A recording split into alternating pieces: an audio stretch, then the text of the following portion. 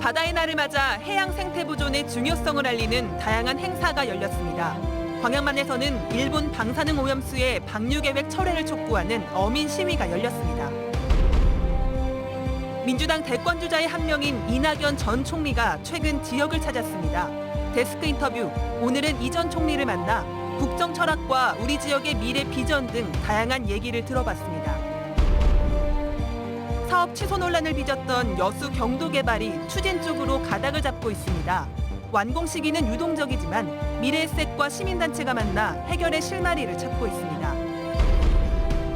출산 후 갓난아기를 숨지게 한 20대 친모가 경찰에 붙잡혔습니다. 자신이 사는 원룸에서 아기를 3일 동안 방치했던 것으로 드러났습니다. 여러분 안녕하십니까? 월요일 밤 여수 MBC 뉴스데스크입니다. 오늘부터 전남 동부 3개시에서 완화된 사회적 거리두기 1단계가 시행됩니다. 여수시와 순천시, 광양시는 전라남도의 사회적 거리두기 개편안 1단계에 맞춰 오늘부터 사적 모임 제한 인원을 4명에서 6명으로 확대하고 유흥시설 등의 영업시간도 자정까지로 연장했습니다. 이번 사회적 거리두기 개편안은 다음 달 13일까지 2주 동안 시행됩니다. 한편 오늘 순천과 여수에서는 기존 확진자와 접촉한 시민 4명이 코로나19 양성 판정을 받아 보건당국이 역학조사를 벌이고 있습니다. 내일부터 코로나19 1차 백신 접종을 마친 뒤 2주가 지난 도민은 사적 모임 6명, 직계가족 모임 8명까지인 인원 제한에서 제외됩니다.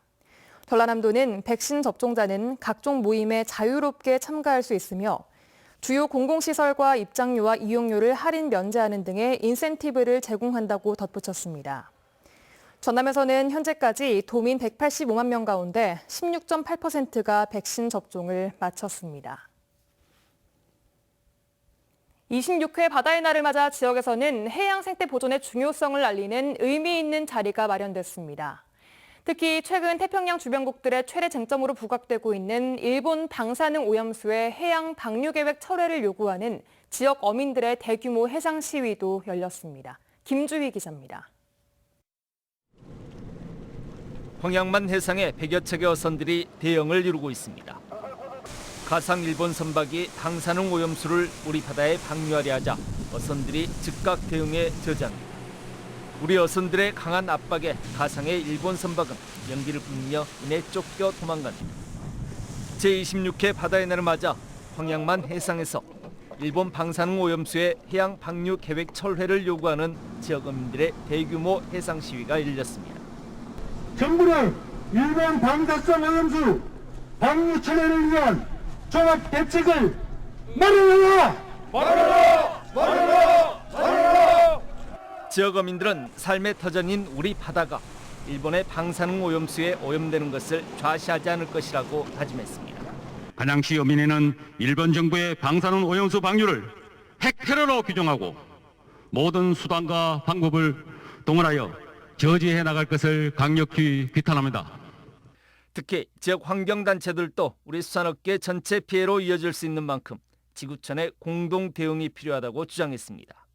한국의 어민과 상인 등 수산업계 전체에 피해를 줄 수 있는 심각한 문제다. 나아가 평화와 경제, 생명의 공동체로서 태평양을 위협한다는 점에서 전 지구적인 대응이 필요하다. 어민들은 또 남핵과 환경오염으로 갈수록 황폐화하고 있는 바다수산 자원의 복원을 위해 광양만 해역의 10만 마리의 강섬돔도 방류했습니다. 지역 어민 주도로 열린 제26회 바다의 날 행사는 해양 환경 문제의 심각성을 엄중히 인식하고 우리 바다를 온전하게 지키기 위한 방법을 다시 한번 생각하게 하는 의미 있는 자리가 됐습니다. MBC 뉴스 김주희입니다. 전남도가 여수 광양항의 배후단지 확충과 자족형 항만 물동량 확보를 위해 전국 최초로 일반 산단을 항만 배후단지로 전환합니다. 전남도와 여수 광양항만공사는 광양항 배후단지 임대부지 부족 문제를 해소하기 위해 오는 2025년까지 세풍 일반 산단 내 33만 제곱미터 부지를 항만 배후단지로 전국 최초로 전환하고 북측 배후단지 10만 7천여 제곱미터 부지도 함께 조성해 여수 광양항의 자족형 항만 물동량 창출에 기여할 수 있도록 할 계획입니다.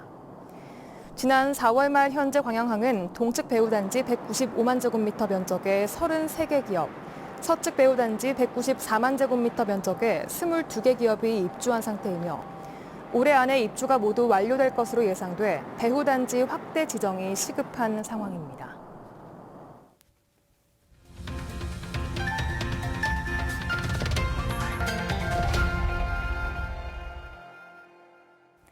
내년 3월 대선을 앞두고 주요 대권 주자들이 지지 세력을 결집하는 작업에 공을 들이고 있습니다. 민주당 유력 대권 주자 중 한 명인 이낙연 전 대표도 지난 주말 순천에서 열린 신복지 전남 포럼에 참석했는데요. 문영철 기자가 이 전 대표를 만나 국정 철학과 우리 지역의 미래 비전 등에 대해 자세한 이야기를 들어봤습니다. 네, 대표님 안녕하십니까? 안녕하세요. 더불어민주당 대권 주자로서 새로운 국가 비전 또 국정 방향으로 내 삶을 지켜주는 나라를 제시하고 계신데요. 어떻게 해서 이렇게 정하시게 됐는지 또 어떤 의미를 담고 있는지 설명해 주시겠습니까? 네, 우리나라 경제 규모가 세계 10위로 올라섰습니다. 그리고 1인당 국민소득은 G7 국가 중에 하나를 이미 제쳤습니다. 그럼에도 불구하고 국내적으로는 많은 사람들이 본인의 삶을 불안하게 생각합니다. 수많은 요인들이 본인의 삶을 위협하고 있다 이렇게 느낍니다. 그런 위험 요소로부터 국민 개개인의 삶을 지켜드리는 것이 국가의 책임이겠다 이런 생각에서 그런 국가 비전을 정했습니다. 방금 말씀하신 그런 국가 비전을 뒷받침하기 위해서 이른바 이 신복지란 키워드를 강조하고 계신데요.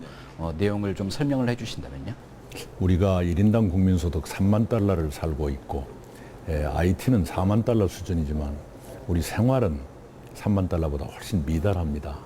의료나 문화는 2만 달러 조금 넘지만 노동, 교육, 환경 이런 쪽은 2만 달러보다 더 아래입니다. 그래서 3만 달러 소득에 걸맞는 우리 생활, 또 복지, 노동과 교육 이런 것들을 확충해 가자 하는 것이 신복지입니다.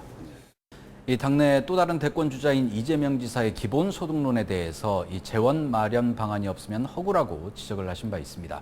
그렇다면 대표님께서 말씀하신 이 신복지를 위한 재원 어떻게 마련하실 계획입니까? 이미 우리가 그런 분야에 노력을 해오고 있습니다. 그 분야마다 목표를 어떻게 설정할 것이냐에 따라서 소요 재원이 달라질 것입니다. 앞으로 구체적으로 그런 목표를 세워가면서 소요 재원을 산출을 할 것이고요. 기본적으로는 국가 경제를 발전시켜야만 세금이 나오고 우리가 국민 생활을 더 편하게 보호해 드릴 수가 있을 겁니다. 네, 이 각 지역 출범식에서 그 지역의 미래 비전과 또 역점적으로 추진할 사업을 지금 제시하고 계신데 우리 전남 지역의 미래 발전 방향, 비전 또 중점적으로 추진할 사업 어떤 생각을 좀 갖고 계십니까? 세 가지만 말씀을 드리겠습니다. 하나는 전라남도가 신재생 에너지의 허브가 될 수가 있습니다. 특히 풍력 발전, 태양광 발전은 전라남도가 전국에 가장 많은 비중을 차지하게 될 것입니다. 한국전력이 재생에너지의 플랫폼 기업으로 발전할 수 있는 기회가 될 것이고요. 그다음에 두 번째는 가장 안전한 먹거리의 생산기지, 농축수산업의 발전 이것입니다. 이건 이제까지 전라남도가 해왔던 일입니다. 세 번째는 관광을 크게 활성화시켰으면 합니다. 현대인들이 많이 피로해지고 치유가 필요해지는데 우리 전라남도가 그 치유를 제공할 수 있을 것입니다. 제가 지사로 일할 때 관광객 5천만 명을 목표로 내걸었는데 그게 달성됐습니다. 이제 1억 명 관광객 목표를 세워서 더 노력하면 충분히 그렇게 이루어질 수 있다고 생각합니다.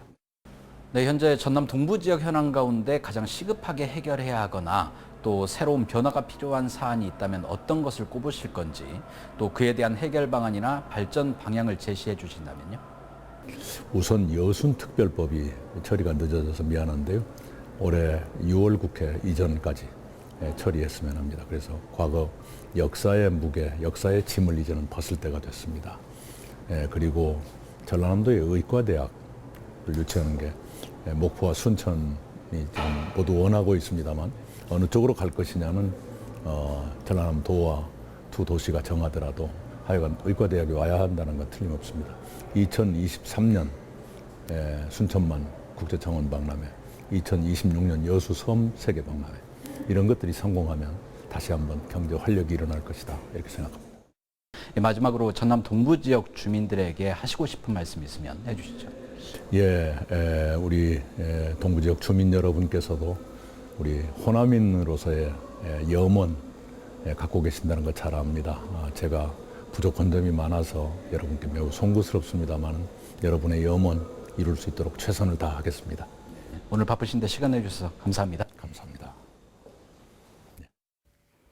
최근 논란이 컸던 여수 경도 개발 사업은 완공 시기가 다소 유동적이긴 하지만 큰 틀에선 차질 없이 추진될 것으로 전망됩니다.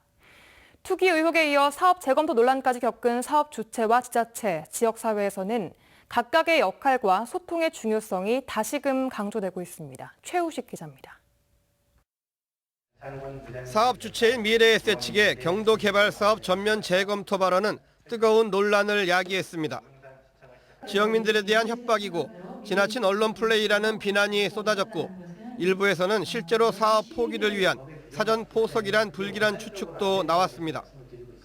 부동산 투기 의혹 제기가 너무 섣부른 게 아니었냐는 자성의 목소리도 있었습니다. 곧바로 김영록 전남도지사와 경도 주민들이 사업을 재개해야 한다는 입장을 밝혔고 미래에셋과 시민단체가 만나면서 소통의 문제도 해결의 실마리를 찾았습니다. 미래에셋 측은 첫 만남일 뿐이어서 아직은 알 수 없다고 말했지만 오해를 풀고 문제가 해결된다면 사업 재개도 가능할 것으로 예상됩니다. 일방적인 표현으로 재검토라는 용어가 됐었는데 실제 20일 날 했었던 여수시 의회에서 했었던 그 내용은 재검토를 한다. 그런 명확한 표현은 아니었었습니다. 하지만 현재로선 전남도와 미래에셋이 목표하는 2024년 말 완공은 어려울 수 있습니다. 공사를 재개하더라도 전남도 건축경관심의에서 반려된 설계 변경에만 6개월 정도 필요합니다. 또 해수부 인허가 사항도 한 달 이상 소요될 수 있기 때문입니다. 전남도는 사업이 조속히 재개될 수 있도록 최선을 다하겠다고 밝혔습니다. 향후 여수 경도가 세계적인 해양 관광단지가 될 수 있도록 지역사회하고 더 긴밀히 소통하겠습니다. 그리고 여수 시민들께도 더 저희가 더 많이 설명하도록 그렇게 하겠습니다. 시민단체 입장도 크게 다르지 않습니다. 앞으로 저희들은 이러한 것들이 제대로 이루어지는가를 정말로 모니터링을 하겠습니다. 그래서 보다 더 좋은 방향으로 나갈 수 있도록 우리 시민단체도 적극 협력을 할. 미래에셋이 약속한 대로 공사를 서둘러 추진하고 지역사회가 그 과정에 함께하면서 소통하는 각각의 역할과 배려가 더더욱 중요해졌습니다. MBC 뉴스 최우식입니다. 정부가 COP28 유치 의지를 공식 발표함에 따라 국내외 유치전이 뜨거워질 전망입니다. 문재인 대통령은 어제 P4G 서울 녹색미래 정상회의 개막식에서 우리나라가 2023년 UN 기후변화협약 당사국 총회 COP28을 유치하겠다고 공식 선언했습니다. COP28 개최국은 오는 11월 영국 글래스고에서 열리는 COP26에서 결정될 예정인데 현재 아랍에미레이트가 유치 의사를 밝혔습니다. COP는 해마다 2주간 열리는 환경 분야의 대규모 국제행사로 200여 개국 2만여 명이 참석하고 전남도와 경남도가 여수를 중심으로 남해안 남중권 공동 유치를 추진 중입니다. 순천시가 추진하고 있는 권분운동이 우수시책에 선정됐습니다. 순천시는 지난해 3월부터 시작된 권분운동이 지방정부협의회가 주관한 지방자치 정책대회에서 우수시책에 선정됐다고 밝혔습니다. 나눔을 통해 코로나19를 함께 극복하자는 취지의 권분운동은 취약계층을 위한 생필품 꾸러미를 시작으로 마스크 기부와 착한 선결제, 권분가게 등으로 확산했으며 최근에는 소상공인들이 형편이 어려운 학생들을 돕는 어깨동무 가게가 진행되고 있습니다. 도로가와 주택의 사고 위험이 있어 보입니다.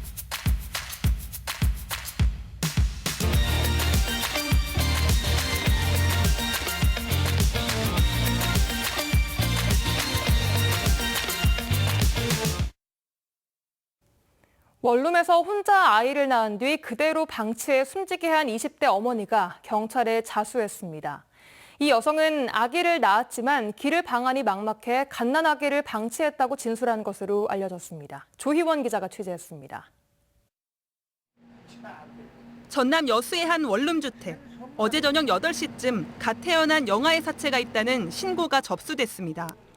이 영아를 버려두고 신고한 사람은 아기의 친엄마인 22살 A씨였습니다.